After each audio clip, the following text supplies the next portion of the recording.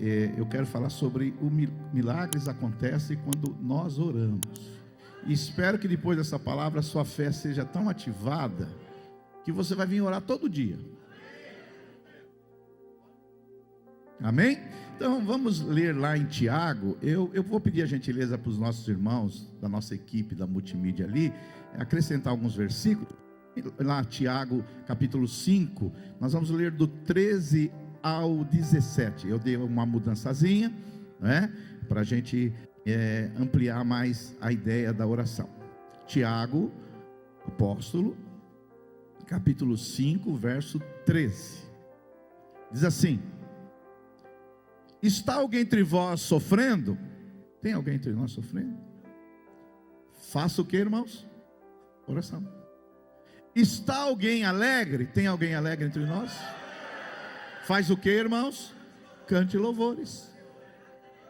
Está alguém entre vós doente? Chame os presbíteros da igreja e esses façam oração sobre ele, ungindo-o com óleo em nome do Senhor Jesus. E a oração da fé salvará o enfermo e o Senhor o levantará. E se houver cometido pecados, ser-lhe-ão perdoados. Confessai, pois, os vossos pecados uns aos outros e orai uns pelos outros, para serdes curados. Muito pode, por sua eficácia, a súplica do justo. Vamos dizer juntos aqui, isso aqui, vamos lá? Muito pode, por sua eficácia, a súplica do justo. Isso aqui é chave. Muito pode a eficácia, a súplica do justo. Você é justo, mas não porque você é uma pessoa que não erra, mas porque você tem a justiça de Cristo sobre você. Agora olha o verso 17 para a gente encerrar. Elias, vocês conhecem, era um homem semelhante a nós. Que eu sei que às vezes você olha por Elias como um super-herói, mas ele era semelhante a nós, sujeito aos mesmos sentimentos, entrou até em depressão, e orou com instância, com perseverança, para que não chovesse sobre a terra, e por 3 anos e 6 meses, não choveu. E depois ele orou de novo, porque ninguém vai viver sem chuva, e o céu deu chuva, e a terra fez germinar os seus frutos. Diga glória a Deus em nome de Jesus. Pode se assentar, meus irmãos. Eu quero falar sobre milagres acontecem por causa da oração. Diga aí para o seu vizinho: milagres acontecem por causa da oração. Milagres acontecem. Há um grande debate na história da igreja e surgem perguntas do tipo: olhe para cá, a oração muda alguma coisa? Se Deus já é soberano, Ele está acima de tudo, será que Ele já não determinou tudo? Porque você sabe que dentro do cristianismo tem aqueles que seguem o determinismo. Eles acreditam na soberania de Deus, coisas que nós acreditamos também, mas eles acreditam que Deus já determinou. E se Deus já determinou, por que você vai orar? Por isso que as igrejas que seguem a linha deterministas quase não oram. As igrejas que seguem essa linha, que os milagres cessaram e que Deus já determinou, você não vai ver nenhum movimento de oração. Misericórdia.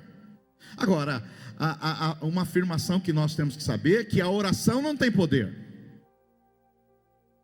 Porque tem gente que vai atrás da confissão positiva e ele fala que as minhas palavras têm poder. A oração não tem poder. A oração em si mesma, ela não tem poder. Quem tem poder é Deus.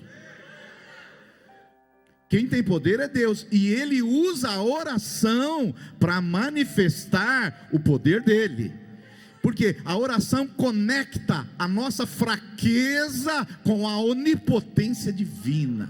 Nós somos fracos, débeis, mas quando nós oramos, nós tocamos no braço forte do Senhor. Diga glória a Deus. E nós oramos não porque nós somos fortes, porque gente forte não ora. Gente forte não vem na igreja. Gente forte não precisa de ninguém. Quem ora são quem? Os fracos. Quem ora são o quê? Os fracos. Você vê alguém orando, é porque ele se considera fraco. Por isso que eu gostei dessa última música que nós cantamos, que agora aqui, que ela diz assim, eu não sou nada sem ti. Porque aí no mundo, o que sabe que você vai aprender? Que você é o maior, você é o centro de tudo, você é o cara. Aqui você vai aprender que você não é nada. Por isso que existe a diferença entre o evangelho e a teologia coaching. A teologia coaching, você é o maior, você é a última bolacha do pacote, você é a cocada preta que faltava. Aí fora. E algumas igrejas também agora. Aqui não. Aqui você veio ouvir que você não é nada. Mas a nossa fraqueza, quando é conectada com a onipotência divina, aí o poder de Deus se manifesta. Quantos podem dar um glória a Deus aí? Aleluia. Agora, a verdade central do Evangelho é que milagres acontecem porque Deus decidiu fazer milagre através de uma ferramenta que chama oração. Você quer ver milagre? Ore. Você quer ver poder de Deus? Ore. Por isso que eu já falei aqui, mas eu vou repetir, uma convicção que eu tenho, é que coisas acontecem quando nós oramos, e não aconteceriam se nós não tivéssemos orado, e que coisas deixam de acontecer, e que deveriam ter acontecido, mas não aconteceram, porque nós não oramos. Porque se eu, pastor Heribilton, não acreditar que coisas acontecem na minha vida e que não aconteceriam se eu não tivesse pedido a Deus, oração não faz nenhum sentido. Eu vou repetir isso, eu não sei se está projetando ali, mas seria bom você botar isso aí no seu Facebook, no seu Instagram. Eu não sei se essa frase está aqui, mas que coisas acontecem quando oramos e que não aconteceriam se nós não tivéssemos orado. É que coisas deixam de acontecer e que deveriam ter acontecido, mas não aconteceram porque nós não oramos. Porque se eu não acreditar que coisa acontece na minha vida e que não aconteceria se eu não tivesse pedido a Deus, a oração não faz nenhum sentido. Quer que eu repita mais uma vez isso ou não precisa? Eu vou repetir isso, porque o dia que você entender isso aqui, a sua vida de oração muda. Vamos voltar então. Vamos repetir, para ser mais didático. Vamos ler juntos, vamos lá. É que coisas acontecem quando oramos, e que não aconteceriam se não tivéssemos orado. É que coisas deixam de acontecer e que deveriam ter acontecido, mas não aconteceram porque nós não oramos. Porque se eu não acreditar que coisas acontecem na minha vida e que não aconteceriam se eu não tivesse pedido a Deus, a oração não faz o menor sentido.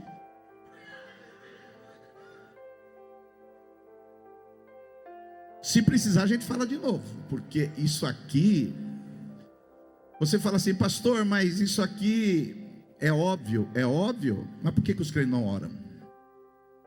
Porque a coisa mais difícil de fazer dentro das disciplinas espirituais é orar. Cantar não é muito difícil não, irmãos. Louvar não é muito difícil não. Vir na igreja, um pouquinho mais difícil. Mas orar é a coisa mais difícil que existe. Já aconteceu com você de manhã, fala, agora eu vou fazer um momento a sós com Deus. Aí você fala, eu vou orar aqui 15 minutos. Aí você põe o relógio. 15 minutos eu vou orar. Aí você ora, usa todas as suas palavras, repete algumas e vai de novo. Aí você vai olhar lá no relógio, 2 minutinhos, o que eu vou fazer com os outros 15 agora? Então a oração, ela é importante, e quando você lê a Bíblia Sagrada, você vai ver que a soberania de Deus e o mistério da oração andam juntos. Porque Deus não precisa de nós, meus irmãos, mas Ele escolheu agir através de nós, para que coisas aconteçam através da oração. Quando nós oramos, nós tocamos o mundo. Quando nós oramos, nós acionamos o braço do Onipotente. Quando nós oramos, nós participamos dos decretos divinos, aleluia. Por isso que Tiago, capítulo 5, verso 16, ele vai dizer: muito pode, não é pouco não, irmão, é muito, muito pode por sua eficácia a súplica do justo. A oração não muda Deus, mas a oração muda as circunstâncias, porque assim Deus determinou. E eu vou te mostrar agora alguns homens e mulheres que oraram e as coisas mudaram. Milagres que aconteceram em resposta à oração. E creio que nesses 21 dias, milagres vão acontecer em você e sobre a sua família, por causa da oração. Amém? Eu creio. Aleluia. Primeiro, oração de livramento. A Bíblia Sagrada, eu não vou ler os versículos por uma questão de tempo, você tem que confiar em mim que está lá na Bíblia, ou depois você lê em casa. A Bíblia diz que Deus, na sua onipotência, na sua soberania, na sua supremacia, Ele resolveu destruir Sodoma e Gomorra. Você conhece a história? Só que lá nessa cidade, em Sodoma, havia uma família bendita, a família de Ló.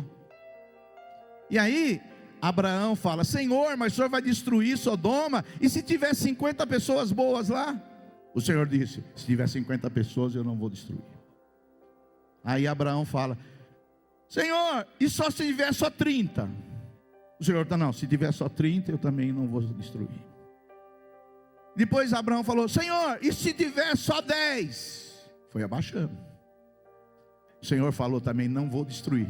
Mas Abraão estava intercedendo por quem? Pelo seu sobrinho e pela sua família, eram Ló. Eles estavam lá e Deus ia destruir. Mas porque Abraão intercedeu, Deus salvou aquela família.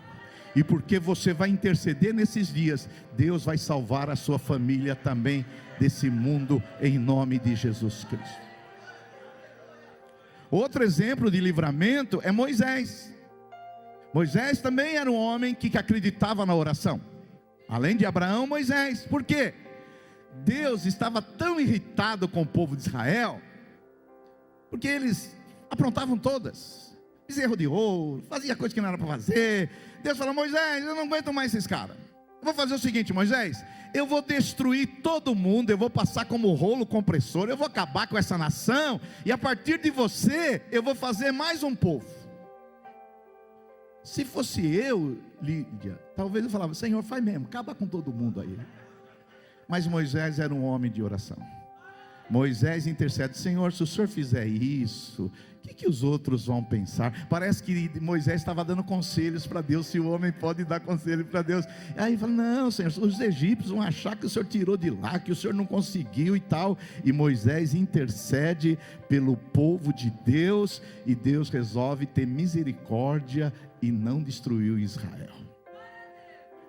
Moisés era um homem que acreditava na oração. Você tem que ser um homem, uma mulher que acredite na oração. Diga glória a Deus. Porque a oração muda destinos. É que coisas acontecem quando nós oramos, e coisas deixam de acontecer porque nós não oramos. A oração tem esse poder. Mas a oração não é só para livramento. A oração também é para vencer a esterilidade. A Bíblia Sagrada, ela fala que Isaac também era um homem de oração. Isaac amava Rebeca, só que Rebeca era estéril, não podia ter filhos.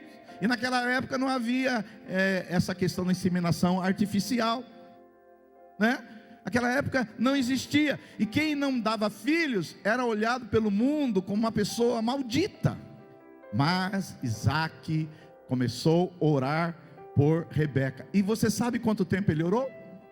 20 anos. Muitos homens aqui já teriam largado a mulher.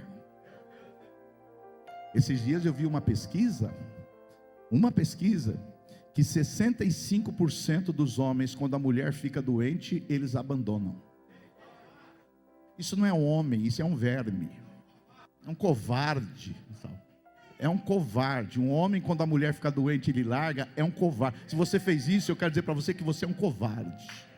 E hoje é dia de você se arrepender e voltar para sua mulher e viver feliz para sempre.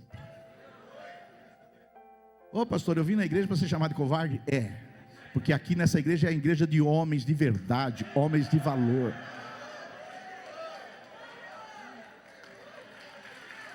Obrigado. Isaac não largou a mulher dele, ele foi lá, o que ele fez? Orou pela mulher dele, e porque ele orou pela mulher dele, Rebeca teve muitos filhos para a glória de Deus. Uma outra oração que vence a esterilidade é uma mulher chamada Ana. Ana era uma mulher que vivia chorando, por quê? Porque ela não podia ter filhos, e a sua concorrente zombava dela, dizendo: você não pode ter filhos. Mas Ana era uma mulher que acreditava na oração. Ela chorava diante de Deus, ela se planteou diante de Deus, mas um dia ela foi orar e a oração dela tocou os céus. E porque ela tocou os céus, ela gerou o maior profeta de todos, chamado Samuel, e ela viu o milagre na vida dela, porque ela acreditava na oração. A oração de Ana foi uma oração perseverante, por isso que foi bom o testemunho do pastor Fernando. Orou quantos anos, Fernando? 26 anos pelo pai dele, e agora o pai dele deu testemunho. Eu orei 27 pelo meu pai se converteu nessa igreja, foi batizado nessa igreja, e o Senhor Jesus levou ele faz 8 anos. Porque eu acredito no poder da oração. Porque na cabeça de muitos, eu já fiz essa campanha, eu já fiz um monte de campanha, e ele não persevera. Mas às vezes a sua vitória vai ser nessa aqui. Pastor, e se não for nessa aqui? Na outra. Mas você perseverando, você vai ver que o milagre de Deus vai acontecer, porque nós acreditamos na oração. Mãe, não desista do seu filho. Mãe de joelhos, o filho vai ficar de pé.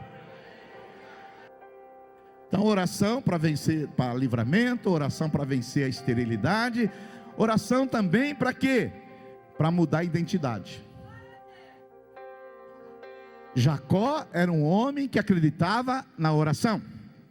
A Bíblia diz que Jacó era um enganador, um falsário. Vocês conhecem bem a história de Jacó.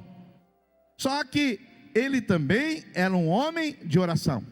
E teve um dia que ele foi no vale de Jaboque, e lá ele lutou com Deus e prevaleceu. A Bíblia Sagrada diz que lá Deus falou: agora você não vai ser mais esse enganador não. Chega de pedir dinheiro emprestado para os irmãos não pagar. Chega de usar a internet dos irmãos. Chega disso, chega de jogar no tigrinho. Chega das betes na sua vida. Nesse encontro, a sua vida, o seu destino, a sua identidade vai mudar. E ele lutou com Deus, e Deus disse para ele: você não vai chamar Jacó, enganador. Daqui para frente seu nome será Israel, porque você lutou com Deus e prevaleceu. Jacó teve 12 filhos, que desses 12 filhos nasceu a nação de Israel. Quantos podem dar um glória a Deus? Essa campanha é para mudar também a identidade. Antes filho do diabo, agora filho de Deus. Antes era das trevas, agora vai ser da luz.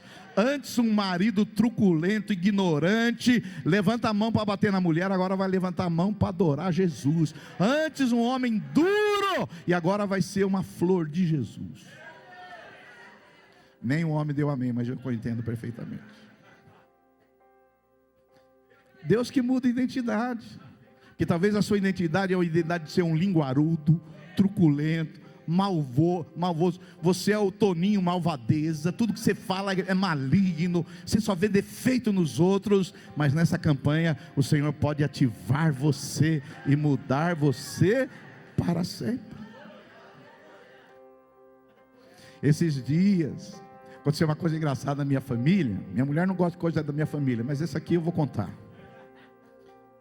Nós marcamos com a minha filha para ir lá na formatura do meu filho. Meu filho se formou, ia ter a formatura. Minha filha ia vir de São Paulo e ia esperar ali na estação de Santo André, e ali eu ia pegá-la. Aí eu vi ela conversando com o WhatsApp com a minha mulher. Mãe, mas se eu atrasar, você sabe como o pai é. Eu vi aquilo no grupo da família. Mas sabe como o pai é? Mas como o pai é? O pai é manso e humilde de coração. Aí a minha esposa, de uma maneira nobre, falou: mas o seu pai não é mais aquele pai que você está pensando que ele é. Mulher de Deus, houve mudanças. Porque às vezes você é rotulado por aquilo que você era, mas o Senhor vai transformando você de glória em glória, para que você seja semelhante a Jesus Cristo. Diga glória a Deus aí, aplauda o Senhor, aleluia. Por exemplo, o pastor Evânio, antigamente, quando ele não se parecia tanto com Jesus, ele joga de zagueiro. Não sei se você já jogou com ele. A última vez que eu joguei com ele, um amigo dele me deu uma cotovelada na boca, que eu fiquei uma semana com a boca doendo. Não ele, um amigo dele. Mas ele também é dessa linha, não foi ele, mas ele aprova essas coisas. Mas depois que Jesus foi trabalhando na vida dele, o atacante, porque antigamente a tese dele no futebol era: a bola ou o cara, um dos dois não passa. Ou a bola ou o cara. Isso é tese de gente mundana, gente vil, gente da várzea e maligna. Agora não, agora que ele se parece com Jesus, Deus está transformando ele, e aí o cara vai passar, e aí depois você pergunta para ele o que ele faz lá. Aleluia, glória a Deus. Por quê? Nós estamos sendo transformados de glória em glória, porque à medida que você vai conhecendo Jesus, você vai querer ser parecido com Jesus. Quantos estão comigo? Digam glória a Deus. Então a oração, a gente vence batalha, a oração acaba com esterilidade, a oração também vence as batalhas impossíveis. Talvez você tenha uma batalha aí, fala: pastor, impossível. E eu quero dizer para você que no vocabulário divino essa palavra não existe. Porque Deus é o Deus das causas impossíveis. O impossível para você é uma possibilidade divina. Para Deus não existe essa palavra impossível. Não sei se você sabe, esse registro está na Bíblia. Josué, ele tinha que vencer uma batalha, mas ele estava com prazo de hora que os inimigos iam prevalecer. Ele orou, presta atenção que eu vou te falar, está na Bíblia. O sol parou. Está na Bíblia, você depois lê lá no livro de Josué. Porque ele não poderia, o sol não podia avançar, senão os inimigos iam vencer. Ele orou e Deus parou o sol. Você já pensou nisso, irmão?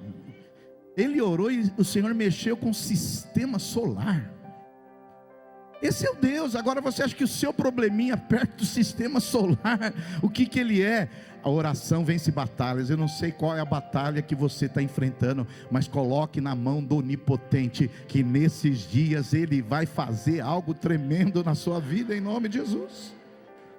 O rei Josafá também acreditava em oração. O rei Josafá, ele, em um certo momento, 3 exércitos se levantaram contra Israel. 3 exércitos, 185 mil soldados se levantaram contra Josafá. A luta, eles iam exterminar Israel, ia tirar o plano de Deus, porque Israel fazia parte do plano de Deus, porque o Messias viria de Israel. Era um ataque maligno para que o Messias não viesse. E Deus falou para Josafá: essa batalha não é sua, é minha. Eu vim dizer para você nessa manhã que o que você está passando, essa batalha não é sua, essa batalha é do Todo-Poderoso, aleluia. E o Senhor falou: você não vai usar uma arma, nem uma espada, você não vai usar nada, você só vai colocar as pessoas para cantar louvores diante dos inimigos. E o Senhor deu vitória sobre aquela batalha. Por isso louve a Deus, as suas batalhas serão vencidas. Cante louvor a Deus, que as batalhas serão vencidas, em nome de Jesus Cristo. Diga glória a Deus. Aleluia. Louve. Por isso que eu gosto daquela música, acho que é da Cassiane. Então louve, está sofrendo, louve, está chorando, louve. É mais ou menos assim. Já ouviram essa música? Devia cantar aqui uma hora ou outra aqui. Então Josafá acreditava na oração. Elias também, que foi o texto lido aqui nessa manhã, ele acreditava na oração também. A Bíblia Sagrada diz que Elias era um homem semelhante a nós, que nem você e eu. Às vezes fica triste, às vezes fica alegre, não é? Um homem que passa por tentações, por lutas. É que a gente vê às vezes as personagens bíblicas, a gente acha que eles eram super-homem, eles eram X-Men. Não, homens normais, que lutavam contra o diabo, com o mundo e com a carne. E a Bíblia vai dizer lá no Tiago 5,17, Elias era um homem semelhante a nós, irmãos, sujeito aos mesmos sentimentos. E ele orou com instância, com perseverança, para que não chovesse sobre a terra. Pastor, mas por que ele orou para não chover? Porque meu filho é assim, toda vez que chove ele fala: ai pai, chuva. E eu falo: você quer beber água que vem da onde? A represa precisa encher, maluco, tem que chover. Agora, por que ele orou para não chover? Porque Israel naquela época estava sendo enganado, e eles atribuíam a prosperidade deles a um rei chamado, um Deus chamado Baal. E eles diziam: Baal é que nos sustenta. Então Elias falou: vocês vão ver, eu vou orar e não vai chover mais, esse Baal não vai fazer nada. Mas como eles não podiam viver sem chuva, depois ele orou e choveu, para eles saberem que só o Senhor é Deus. A Bíblia diz no verso 18: e orou de novo, e o céu deu chuva, e a terra fez germinar seus frutos. Por isso, quando começar a chover, no lugar de você reclamar do tempo, dê glória a Deus. A chuva é um símbolo da bênção de Deus sobre as nossas vidas. A pastora Miriam que ora diferente, ela fala: Senhor, chove, mas chove devagarzinho. Amém, glória a Deus. Então você vê que Elias orou e os céus fecham. Elias orou e os céus abrem. Por quê? Porque a oração tem poder. Nesses dias você vai estar orando também, e os céus se abrirão sobre você e a sua casa, em nome de Jesus Cristo. Diga glória a Deus. Aleluia. E a oração também, meus irmãos, nos dá vitória sobre guerras espirituais. Vocês sabem que a nossa luta não é contra sangue e contra carne, a nossa luta é contra principados e potestades, contra dominadores desse mundo tenebroso. Você sabe que esse mundo jaz no maligno, e nós estamos aqui para estabelecer o reino do rei. Mas nós sabemos que tem um usurpador aí, que eu nem vou falar o nome dele. Tem um usurpador aí, que ele quer que o reino não avance, ele quer fazer a nossa vida ficar difícil, para que os planos de Deus não aconteçam. Mas deixa eu falar para você, a igreja é uma representação do reino de Deus. A igreja é o sinal do reino de Deus. E a Bíblia Sagrada, é o último texto que eu vou ler com você, diz lá em Daniel 10, verso 12, e Daniel era um homem também que acreditava na oração. Diz assim: desde o primeiro dia, o anjo falando com Daniel, apareceu um anjo para o profeta Daniel, e ele diz assim para Daniel: Daniel, desde o primeiro dia em que aplicaste o teu coração a compreender e a humilhar-se perante o seu Deus, foram ouvidas as tuas palavras. Deixa eu falar para você, quando você ora, as suas palavras são ouvidas. Tudo que você já orou está lá diante de Deus. E aí o anjo conclui dizendo: olha só, irmãos, e por causa das suas palavras eu vim. Porque você orou, eu vim. Agora eu pergunto para você, usando a frase da introdução: se Daniel não tivesse orado, o anjo ia vir? Não. Por quê? O anjo acabou de dizer: por causa das suas palavras é que eu vim. Ou seja, coisas acontecem porque nós oramos, e coisas deixam de acontecer porque nós não oramos. E coisas que deveriam acontecer que aconteceram porque nós não oramos. E Daniel orou, e o anjo está dizendo: por causa das suas palavras eu vim. Mas olha só o resultado, meus irmãos. Resultado não, olha só a resposta. Mas o príncipe do reino da Pérsia me resistiu. Sabe por quantos dias? Por 21 dias. Sabe quem é o príncipe da Pérsia? A Pérsia hoje é o Irã. Mas não é esse príncipe que morreu do Irã não ontem. É pior que ele. Se ele já era coisa ruim, esse aí era pior, porque isso aqui é um principado, uma potestade do reino espiritual. E a Bíblia Sagrada diz que Daniel orava, mas o príncipe do reino da Pérsia, o que ele fez, irmãos? Resistiu. E resistiu por quanto tempo? 21 dias. Por que você acha que nós estamos entrando numa campanha de 21 dias? Porque tem casta de demônio que você ora e sai, mas tem principado e potestade que você precisa perseverar, e nós vamos orar 21 dias, e toda resistência maligna contra a sua vida, contra a sua família, contra a sua profissão, contra a sua vocação, contra os seus negócios, toda resistência maligna vai cair por terra pelo poder do nome e do sangue de Jesus Cristo. Mas é interessante que esse texto da Bíblia Sagrada diz que o Senhor começou a lhe ouvir depois dos 21 dias? Desde o primeiro dia. Desde o primeiro dia que ele começou a orar, Deus ouviu imediatamente. A resposta veio depois de 21 dias. Mas ele foi ouvido no primeiro dia. Deixa eu falar para você. Existem resistências espirituais. Você sabe que nós falamos pouco disso aqui, porque Jesus é o centro. A gente não dá ênfase a essas coisas, não.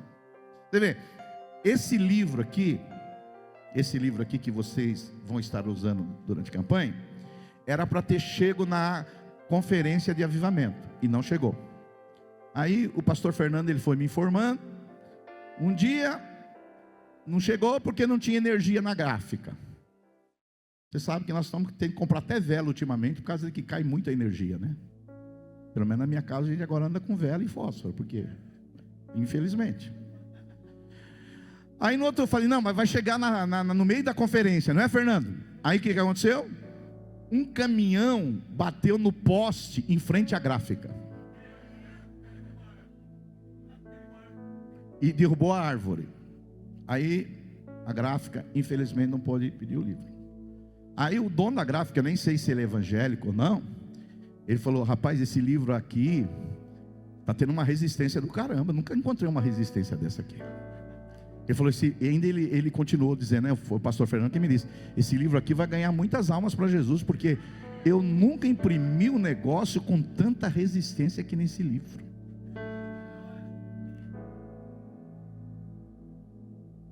Depois de imprimir, na hora de imprimir, o pastor Fernando está dizendo aqui que as letras do livro sumiram tudo. Você vê, eu não fico botando muito nessas coisas, porque tem gente que faz disso o assunto. Sabe o que eu faço para o diabo? Estou nem aí para você, não estou nem aí, eu não estou esse negócio aqui. Porque tem gente que só pensa no diabo. Tem igrejas que só falam do diabo. Eu dou com os ombros, mas não deixo de orar e jejuar. Não é que eu dou dos ombros e falo: ah não, o diabo, não, porque tem gente que vive como se o inimigo não existisse. Tem gente que vive como se o centro fosse o diabo. Nós não, o centro aqui é Jesus. E esse Jesus, ele é mais forte que o diabo. Pergunta para o Fernando aqui se em algum momento essa resistência tirou a nossa alegria, se tirou a nossa paz.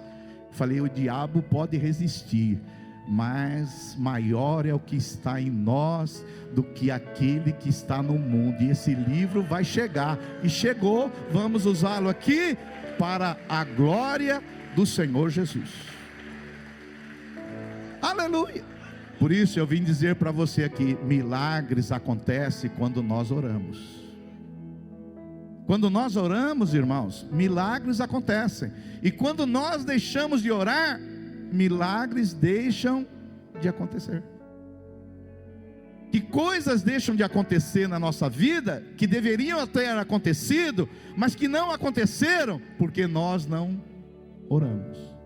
E eu vou dizer para você, diante de Deus, porque se eu acreditar que coisas acontecem na minha vida, e que não aconteceriam se eu não tivesse pedido a Deus, orar não faz nenhum sentido.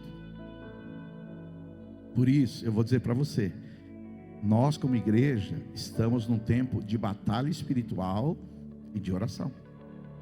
Se você faz parte dessa igreja, você também entrou nessa guerra. Ah não, pastor, eu sou neutro. Não tem não, filho. Ou você é do lado de lá ou é do lado de cá.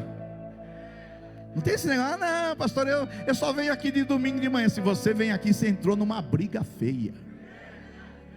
Mas essa briga tem lado, tem vitória garantida. Quando a igreja ora, irmãos, e eu encerro, Deus cura os enfermos, Deus liberta os cativos, Deus converte pecadores, Deus santifica a igreja, Deus dá discernimento ao seu povo, Deus manifesta a sua glória, Deus muda as circunstâncias, e Deus faz milagres em nome de Jesus. Fica de pé no seu lugar e vamos louvar ao Senhor.